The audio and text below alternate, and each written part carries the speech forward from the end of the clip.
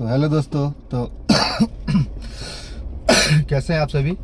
तो थोड़ी सी अभी खांसी हो गई है क्योंकि वेदर बेंगलुरु में कभी ठंडी रहती है कभी गर्मी होती रहती है, तो इसी कारण थोड़ा सा।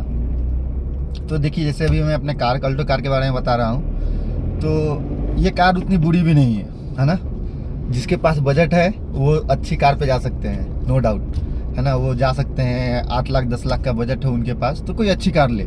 लेकिन अगर जिनके पास 6 लाख से कम का बजट है और उनको पीस ऑफ माइंड चाहिए, है ना, थोड़ी सी अगर सेफ्टी में कंप्रोमाइज़ वो कर सकते हैं, तो they can go for the Alto. मतलब आप अल्टो की तरफ जा सकते हैं। इसके पीछे रीज़न है, आप अभी देख सकते हैं, कोई भी मैंने एडिटिंग वगैरह नहीं किया है और हमारी गाड़ी लगभग 12,900 कुछ किलोमीटर चल चुकी है, अप्रॉक्स 13,000, है ना। जो मेरा ऑब्जर्वेशन है, हाईवे में माइलेज 22 to 23 देती है। ऐसा कुछ भी नहीं है कि 27 28 चली जाती है। हाँ, 24 प्लस माइलेज आती है अगर आप व्हीकल को क्रूज करते हैं 70 to 80, इसके बीच में करते हैं। अगर आप 80 से ऊपर जा रहे हैं, मतलब 100 110 120, है ना, अगर आप ऐसे जा रहे हैं तो माइलेज आपका 22-23 से ज़्यादा नहीं देगा, जो ये फैक्ट है ना। अगर कोई आपको बोल रहा है कि 26-27 का माइलेज दे रहा है तो आपको परफेक्ट नहीं, वो थोड़ा सा व्यूअर्स वगैरह बढ़ाने के लिए होता है, लोग मैनिपुलेट करते हैं, वैसा है। ओवरऑल परफॉर्मेंस की बात करूँ तो 3 सिलेंडर इंजन है। पावर का वैसा लैग कुछ नहीं होता है क्योंकि इस व्हीकल में मोस्टली हम 5 लोग तो चले हैं। 5 लोग में भी पावर की थोड़ी सी जब ओवरटेक वगैरह करोगे, तो 1000 सीसी का इंजन है तो ऑब्वियसली थोड़ा तो होगा ही, तो आपके गियर चेंज करके, है ना, ओवरटेक करना पड़ेगा। रही बात अदर परफॉर्मेंस की, तो मुझे वैसा कुछ खास नहीं लगा। मैंने देखा है, टियागो भी चलाई है मैंने, है ना। टियागो में इतना वाइब्रेशन आता है, मतलब गियर नॉब स्टीयरिंग सभी में फील होते रहते हैं ऑब्वियसली। और जब आप ट्रैफिक में खड़े हो तो और ज़्यादा फील होता है। मतलब हम क्या बोले उसको कि इंजन में स्मूथनेस नहीं है ना। अभी मैं आपको अपने गाड़ी का इंजन भी स्टार्ट करके और दिखाऊंगा। माइल्ड वाइब्रेशन है इसमें। जितनी रिफाइंड इंजन मारुति ने बनाई है अल्टो में, मुझे और किसी व्हीकल का तो उतना पता नहीं, क्योंकि मेरे बड़े भैया के पास ब्रेजा है और इन्होंने एक और भैया है ना, उन्होंने फ्रॉन्क्स लिया है। तो मैं ये फ्रॉन्क्स मारुति की ये 3-4 गाड़ियाँ चलाया हूँ। उसके बाद टाटा टियागो मेरे फ्रेंड्स वगैरह की है। जब मैं उसको चलाता हूँ तो फिर मुझे ऐसा लगता है कि मैं कुछ ट्रैक्टर टाइप का फील होता है। हाँ, नया वाला टियागो में थोड़ा सा वाइब्रेशन कम है compare to old, but old में तो भयंकर है, बहुत ज़्यादा है। उसे मतलब फैमिली के साथ जाने में इरिटेटिंग फील होने लगता है ना। और रही बात है डेली कम्यूट के हिसाब से, तो जो मैंने ऑब्जर्व किया है, टियागो की सिटी में माइलेज 12, 13, 14, वो आपके चलाने के ऊपर डिपेंड करता है ना। बेंगलुरु में बम्पर टू बम्पर ट्रैफिक है, मतलब 5 किलोमीटर जाने में आपको मोर देन 1 आवर लग जाएंगे। मॉर्निंग ऑफिस टाइम में 1 घंटे से ज़्यादा लगते हैं। फिर भी मेरी कार 17.9, 17.6, इससे कम माइलेज कभी नहीं गई है, जबकि एसी ऑन रहता है। अभी भी आप देख रहे हैं मैं एसी ऑन में ही गाड़ी चला रहा हूँ, है ना। तो ओवरऑल परफॉर्मेंस यही है कि कम बजट में अगर आपकी 6 लाख से कम पड़ती है गाड़ी, तो मतलब बजट कम है आपका, तो आप अल्टो की तरफ जा सकते हैं। हाँ, आपके पास ऑप्शन है टाटा टियागो, और इस कंपटीटर में तो अभी 1000 सीसी में तो ऐसा कोई व्हीकल है नहीं, है ना। तो टियागो भी 1200 सीसी में आती है, 1.2 लीटर है। ग्रैंड i10 भी सेम ही है, 1.2 लीटर में आती है। अभी मैंने एसी का एक टेम्परेचर थोड़ा कम कर दिया है। एसी का कूलिंग की बात करें तो जितना ऑल्टो में कूलिंग है, सेम कूलिंग मुझे टियागो में मिलती है ना। और ग्रैंड आई10 तो उसका बात ही अलग है, क्योंकि वो इससे 1-2 नहीं 3 लाख ऊपर का बजट है ना। तो 3 लाख रुपए लगा के उसके बाद कोई चीज़ लेना, है ना, और 3 लाख रुपए कम में कोई चीज़ लेना, तो ऑब्वियसली उसमें डिफरेंशिएशन तो होगा, है कि नहीं। अदर परफॉर्मेंस की बात करें तो गियर भी पुराने वाले अल्टो से अच्छा है, अभी थोड़ी सी स्मूथनेस हो गई है। क्लच पूरा लाइट है ना। और जैसे ही आप 1 से 2 नंबर में जा रहे हैं, आप क्रूज करते हैं, इतनी प्यार से भागती है, छोटी सी है, भागती बहुत अच्छी है ना। इसमें भी कोई डाउट नहीं है। अदर इसमें बैक पॉइंट यही है, बिल्ड क्वालिटी जो कि आई थिंक मारुति के बारे में बताना नहीं पड़ेगा, है ना। इतनी गंदी बिल्ड क्वालिटी आई थिंक कोई व्हीकल नहीं कर रही है। पता नहीं मारुति क्यों नहीं सुधार कर रही है। एक्चुअली अगर आप फॉरेन कंट्री में जाओगे, जैसे आप यूरोप वगैरह में, तो वहाँ पे भी व्हीकल प्लास्टिक क्वालिटी जो होती है ना व्हीकल की, वो इतनी प्यारी होती है कि आप मारुति से कंपेयर नहीं कर सकते। जैसे अभी आपको हल्की फुल्की आवाज़ आ रही होगी, इसलिए मैंने ख़राब रास्तों में थोड़ा सा इसको स्पीड वगैरह में चला दिया था, तो इसकी डोर में थोड़ी गुट गुट गुट टाइप की आवाज़ आने लगी है। तो ये सब मारुति का बहुत सारा पॉइंट है जिसको मतलब हम क्या ही करें। पता नहीं मारुति क्यों नहीं इसको सुधार कर रही है, उनको सुधारना पड़ेगा। और सेफ्टी के मामला में बस 2 एयर बैग है। देखो यार, कहने की बात है, एयर बैग है, एयर बैग ओपन होगा। अगर आप कहीं एक्सीडेंट करते हो 70-80 किलोमीटर पर आवर में कहीं एक्सीडेंट करते हो, कोई भी व्हीकल हो, पुरानी वाली 800 भी हो ना, आपको कुछ नहीं होने वाला है ना। अगर आप more than 100 kilometre per hour से स्पीड अगर आपकी हो रही है, कोई सामने वाला आके हिट कर रहा है, तो एयर बैग भी काम नहीं करेगा। ये मैं आपको फैक्ट बता रहा हूँ। मैंने कितने सारे लाइव एक्सीडेंट देखा हूँ, है ना, जिसमें मतलब जब सामने ट्रक ने हिट किया है ना कार को, तो बीच तक ले जाते ऐसे चिपका देती है ना। ट्यागो का ये साथ नहीं है। ट्यागो वाले इस मामले में थोड़े से लकी हैं।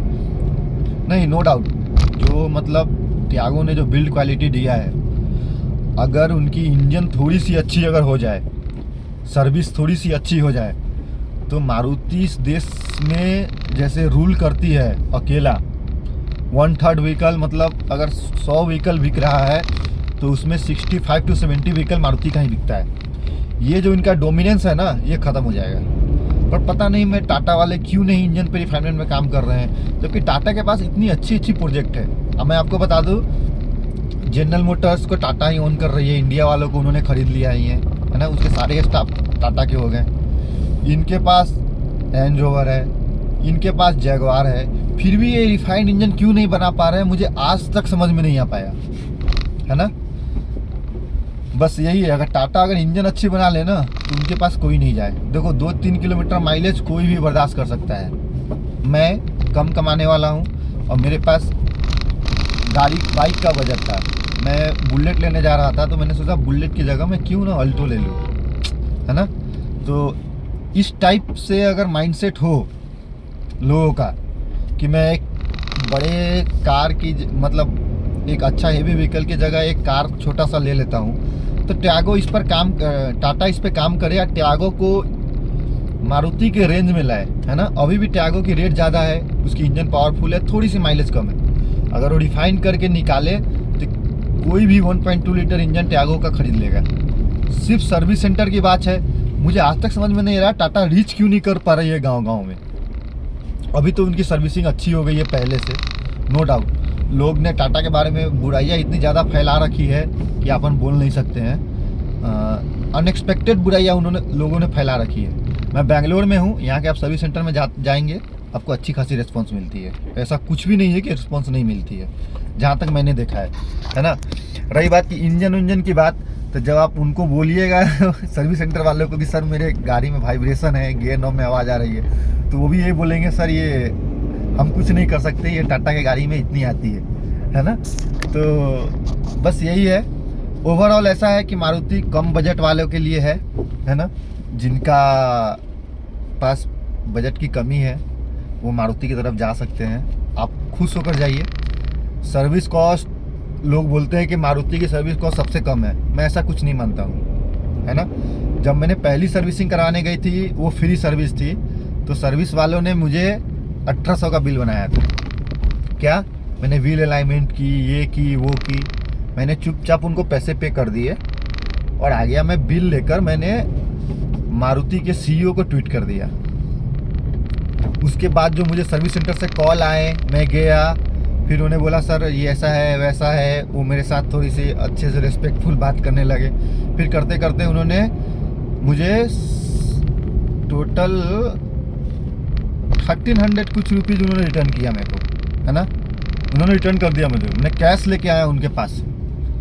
सेकेंड सर्विसिंग में गया तो फिर जब उन्होंने 400 कुछ का बिल बनाया, मतलब ऐसे मिला के देखिए तो फर्स्ट सर्विसिंग में भी 400 का बिल बना, सेकेंड सर्विसिंग में भी 400 का बिल बना, है ना।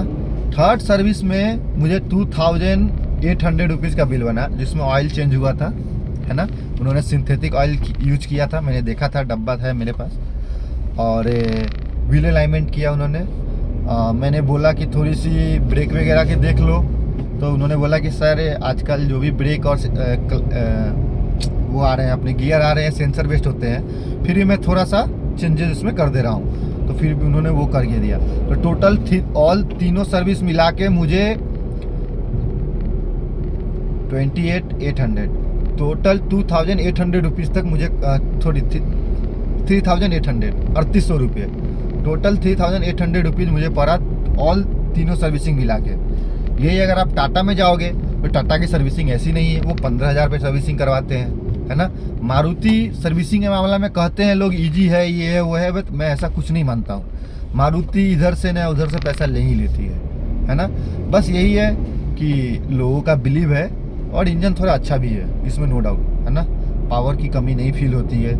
ये अल्टो है, दिखने में तो 1000 सीसी का है, लेकिन जब आप इसे हाईवे पे चलाओगे तो मतलब 140 145 तक मैंने इसको लेके गया है। उसके ऊपर अगर लेके जाने पे ना मुझे खुद फील होता है कि स्टीयरिंग बाहर आ गई, है ना। डर सा फील होने लगता है। और इतनी चलाने वाली ये कार भी नहीं है, जस्ट मैंने चेक करने के लिए इसको यूज किया था। मैंने ट्राई किया था कितनी अप्रॉक्स ये रीच कर सकती है। तो मैंने 147 तक लेकर गया हूँ अप्रॉक्स, और मैं आपको ये वीडियो भी अपलोड कर रखा हूँ, आप मुझे चैनल पे जाके देखिए। 147, 148 इतने तक मैंने इसको लेकर गया है। और नॉर्मली जब मैं बिहार से बेंगलोर आ रहा था हाईवे से, इसी कार से आया था, तो 110 120 तो मैं नॉर्मल चलाया और उतने चलाने पर मेरे को माइलेज आई थी 21.8 21.7 ऐसे। हाँ, जब मैंने गाड़ी को कुछ दूर तक 70-80 में क्रूज़ किया था, खाना खाने के बाद थोड़ी सी आराम से चला रहे थे, तब मेरे को माइलेज यहाँ पे ओडोमीटर में शो कर रहा था 27। अब इसमें 27 एग्जैक्ट है नहीं है ये तो मैं कह नहीं सकता हूँ। थोड़ा सा 10 से 12% का वेरिएशन है जो ओडोमीटर में दिखाती है, जो रियल माइलेज है। आपको मैं ये भी फैक्ट बता दूँ। तो यही सब है, थोड़ा सा ओवरव्यू। अभी और सारे डिटेल्स मैं आपके साथ शेयर करूँगा, है ना। आप मेरे चैनल को सब्सक्राइब कीजिए और लाइक कीजिए। Thank you so much.